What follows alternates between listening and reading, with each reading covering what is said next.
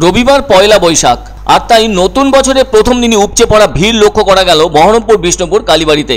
এই দিনে মায়ের আশীর্বাদ নিতে এই কালীবাড়িতে দেখা যায় ভক্তদের বিশাল লম্বা লাইন। এই মন্দিরে পুজো দিতে শুধু যে বহরমপুর শহরের মানুষজনই এসেছেন তাই কিন্তু নয়, সমগ্র মুর্শিদাবাদ জেলার বিভিন্ন প্রান্ত থেকেও এসেছেন ভক্তরা। এখানে এদিন মায়ের জন্য বিশেষ হোম যজ্ঞ ও পুজোর আয়োজন করা হয়, এমনটা জানানো হয়েছে মন্দির কমিটির পক্ষ থেকে। মন্দিরের সেবায়িত বিশ্বতোষ পাণ্ডে জানান, এদিন সকাল 6টা থেকে পুজো শুরু হয়েছে। এখনো পর্যন্ত 5000 ভক্ত পুজো দিয়ে গিয়েছেন। এদিকে আজ দিনভর চলবে মায়ের উদ্দেশ্যে পুজো। এদিন অবশ্য এত গরমের কথা চিন্তা করেই মন্দির কমিটির পক্ষ থেকে জল শরবতের ব্যবস্থা করা হয়েছে, ফলে এমন ব্যবস্থা ভক্তদেরও ভালো লেগেছে।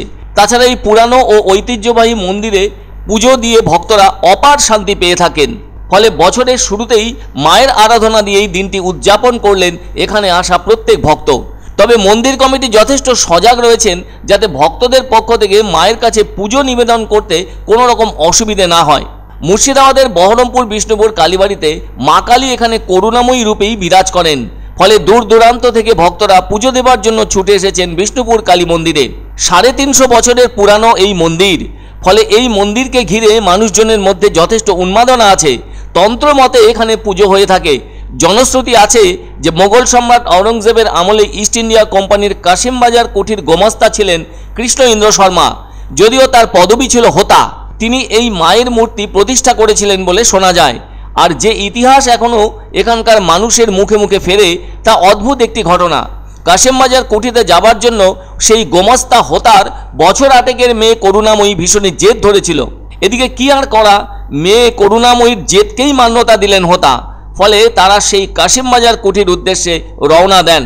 এদিকে রাস্তার যে কষ্ট তাতে ভীষণই ক্লান্ত হয়ে পড়েছিল মেয়ে করুণাময়ী। শেষটায় হোতা নিজে বাড়িতে মেয়েকে ফিরিয়ে না নিয়ে গিয়ে একজন পরিচিত শাখারির হাতে তাকে তুলে দিয়ে কাশিমবাজারের গোমস্তা বলেন বাড়িতে পৌঁছে দিতে। সবকিছুই ঠিকঠাকই চলছিল, কিন্তু বাড়ি যাওয়ার পথে ওই গোমস্তা কন্যা করুণাময়ী শাখারির কাছ থেকে বায়না করে শাখা পড়ে নেয়। এরপর নৌকো করে যাবার সময় শাখারির হাত ছেড়ে বিলের জলের উপর বসে পড়ে করুণাময়ী।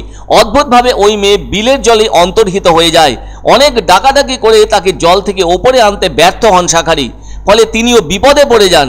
করুণাময়ী আর জল থেকে উপরে উঠে আসেনি। এই খবর শাখারি করুণাময়ীর বাবা গোমস্তার কাছে পৌঁছে দেন। ফলে খবর পেয়ে তিনি ওখানেই চলে আসেন। জলের কাছে এসে ওই বিলের ভেতর শুধু দুটো শাখা পড়া হাত দেখতে পান।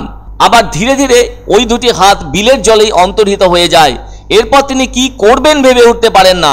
ফলে তিনি মেয়ের শোকে বিষ্ণুপুর মহাশ্মশানে ধ্যান শুরু করেন। একদিন তিনি মায়ের দর্শন পান এক গাছের কুঠুরিতে।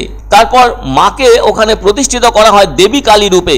কথিত আছে পরবর্তীকালে লালগোলার রাজা যোগেন্দ্রনারায়ণ রায় এই মন্দির প্রতিষ্ঠা করেন। সেই সময় থেকে আজও মা নিত্য পুজো পেয়ে আসছেন এখানে। তন্ত্রমতে এখানে পুজো হয়ে থাকে। ভক্তদের বিশ্বাস এখানে তাদের সমস্ত ইচ্ছে পূরণ করেন মা।